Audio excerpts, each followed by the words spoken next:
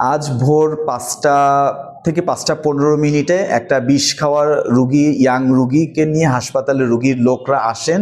আসার পরিপ্রেক্ষিতে তাদের সাথে আমাদের কর্তব্যরত উপসহকারী কমিউনিটি মেডিকেল অফিসার অনুপম মজুমদারের একটু বাকবিতণ্ডা হয়। একটা পর্যায়ে তারা রুগীর লোক যারা ছিল উপস্থিত, তারা ফোন দিয়ে আরও লোকজন ডেকে নিয়ে এসে তার উপরে হামলা করে, তাকে এলোপাতাড়িভাবে ঘুষি দেয়, তার দিকে চেয়ার এবং টুল ছুঁড়ে মারে।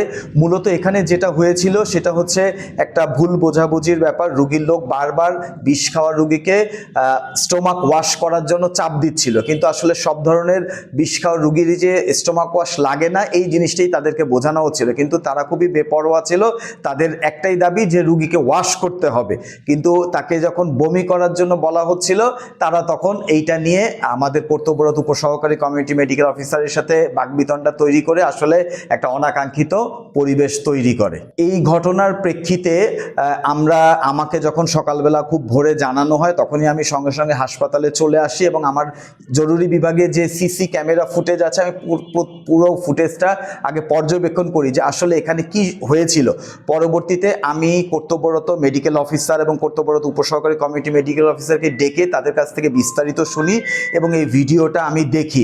দেখার প্রেক্ষিতে আমার কাছে মনে হয়েছে যে আসলে এটা কোনোভাবেই কাম্য হওয়া উচিত না, যে একটা কর্তব্যরত সরকারি কর্মচারীর উপরে কোনোভাবে আঘাত করাটা সমীচীন না। তদুপরি সরকারি সম্পদ বিনষ্ট করা, এখানে প্রায় ২০,০০০ টাকার মতো সরকারি সম্পত্তি বিনষ্ট হয়েছে। চেয়ার ভেঙেছে, টেবিল ভেঙেছে, তারা ওইখানকার যে যন্ত্রপাতি ছিল কিছু যন্ত্রপাতি নষ্ট করেছে, তারা তাকে হুমকি ধামকি দিয়েছে যে মোংলায় কিভাবে থাকো তুমি দেখে নেব।